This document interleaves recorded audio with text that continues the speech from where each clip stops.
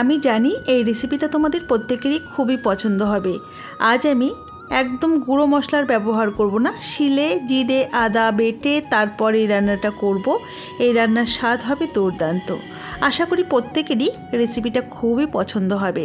তো প্রথমেই দেখো, এখানে আমি দেশি কাতলা মাছ নিয়েছি। চাইলে যে কোনো দেশি মাছই নেওয়া যেতে পারে।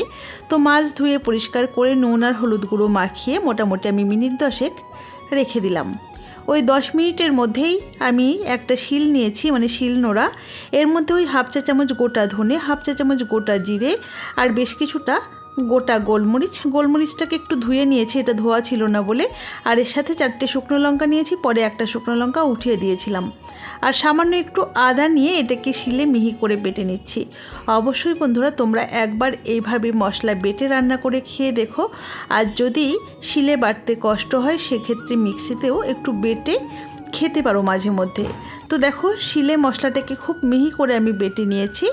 আর এটাকে আমি প্রথমেই বেটে রেখে দিলাম। আর এখানে দেখো, আলু পটল আর নাজনের ডাঁটা বেশ ভালোভাবে কেটে ধুয়ে পরিষ্কার করে রেখেছি। এখন তো সজনের পাওয়া যায় না, এখন নাজনে সারা বছরই পাওয়া যায়। তো সেই ডাঁটাগুলোই নিয়েছি। আর এখন রান্নাটা করবার জন্য গ্যাসে একটা কড়াই বসিয়ে দিয়ে দিলাম পরিমাণ মতো সর্ষের তেল। তেল গরম হলে আমি প্রথমেই মাছগুলোকে ভেজে নেব। তো আমি এক ব্যাচেই মাছগুলোকে দিয়ে দিয়েছি, যেহেতু 5 পিস মাছ ছিল, খুব বেশি মাছ তো ছিল না। এমন একটা সময় ছিল আমার বাড়িতে অনেক রান্না হতো। তো এখন দুজনের রান্না করছি বলেই তো এরকম অল্প অল্পই রান্না করি। সে যাই হোক, মাছগুলোকে এরকম হালকা করে ভেজে আমি তেল ঝরিয়ে তুলে নিলাম। খুব বেশি কড়া করে ভাজলাম না। এখন ওই তেলের মধ্যেই এক মুঠো কলাই ডালের বড়ি দিয়ে বড়িগুলোকেও ভেজে নিচ্ছি। আর এই বড়িগুলো আমার নিজেরই তৈরি। তো বড়িগুলোকেও ভেজে তুলে নিলাম। এখন ওই তেলের মধ্যেই কেটে রাখা পটলগুলো দিয়ে পটলগুলোকেও একটু ভেজে নিচ্ছি। পটলটা একটু ভেজে নিলে খেতে বেশ ভালো লাগবে। তো দেখুন, পটলগুলোকে এরকম হালকা লালচে করে ভেজে তেল ঝরিয়ে তুলে নিলাম। ওই তেলের মধ্যেই কেটে রাখা আলুর টুকরোগুলো দিয়ে অল্প নুন হলুদ দিয়ে নাড়াচাড়া করে আলুটাকেও ভেজে নেব। তবে খুব বেশি কড়া করে ভাজবার কিন্তু প্রয়োজন নেই, এরকম একটু হালকা করে ভাজতে হবে। তো এরকম ভাজা হওয়ার পর ওই যে বেটে রেখেছিলাম মশলাটা, সেটা দিলাম। বাটি ধুয়ে অল্প জল, স্বাদ মতো নুন হলুদ দিয়ে নাড়াচাড়া করে কষিয়ে নিতে হবে। একবার এরকমভাবে রান্না করে দেখো বন্ধুরা, স্বাদ কিন্তু মুখে লেগে থাকবে। এখনকার দিনে তো কেউ শিলে বাটতে চায় না, তবে মাঝে মধ্যে এরকম বেটে রান্না করলে খেতে সত্যিই দারুণ টেস্টি হয়। মশলার সাথে আলুটাকে মিনিট 2 রান্না করার পর কেটে রাখা ডাঁটাগুলোও দিয়েছি। ডাঁটা রান্না হতে খুব বেশি সময় লাগে না বলে এই পর্যায়েই দিতে হবে।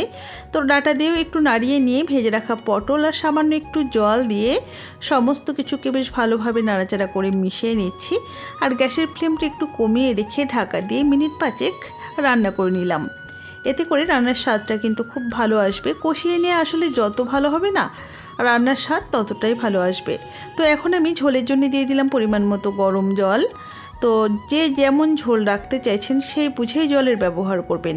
ঝোলটা ফুটতে শুরু করলে একটা ছোট স্লাইস করে কেটে নেওয়া টমেটো দিয়েছি, আর কয়েকটা চেরা কাঁচা লঙ্কা আর ভেজে রাখা মাছগুলো দিয়ে দিচ্ছি। দেখুন, নুন ঝাল মিষ্টি এগুলো নিজেদের পছন্দ মতোই দিতে হবে। ভাজা মাছ আর ভাজা বড়িও দিয়ে দিয়েছি। এখন ঢাকা দিয়ে মোটামুটি মিনিট 5 রান্না করে নিতে হবে, যাতে ঝোলের সাথে মাছটা বেশ ভালোভাবে ফুটে ঝোলের স্বাদ মাছে আসে আর মাছের স্বাদ ঝোলে চলে আসে, এমনভাবে ফুটিয়ে নিতে হবে। আমি একদম প্রপার গ্রামেই মানুষ হয়েছি বা বড় হয়েছি, তো আমার মাকে দেখতাম উনুনে রান্না করতে, আর সমস্ত তরকারিতেই 2 বার ফোড়ন দিত এরকমভাবে। তো দেখুন, তেল গরম করে নিয়ে, খুব অল্পই তেল গরম করেছি, তার মধ্যে হাফ টিস্পুন 5 ফোড়ন দিয়ে ফোড়নটাকে বেশ ভালোভাবে ভেজে নিয়েছি। তারপর ওই যে তৈরি করে রাখা মাছের ঝোলটা দিয়ে এখন আর কিছুই না, এখন মিনিট 2-3 ফুটিয়ে নিতে হবে। আর সামান্য কয়েক দানা চিনি দিয়েছি, যেহেতু পটল আছে ডাঁটা আছে, না হলে পানসে লাগবে খেতে, একটু চিনি দিয়েছি।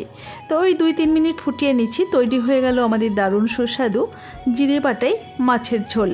রেসিপি কেমন লাগলো অবশ্যই জানাবেন। ভালো লাগলে লাইক ও শেয়ার করে পাশে থাকার অনুরোধ রইল। তাহলে আজ এই পর্যন্তই, দেখা হবে অন্য কোনো ভিডিওতে। ধন্যবাদ।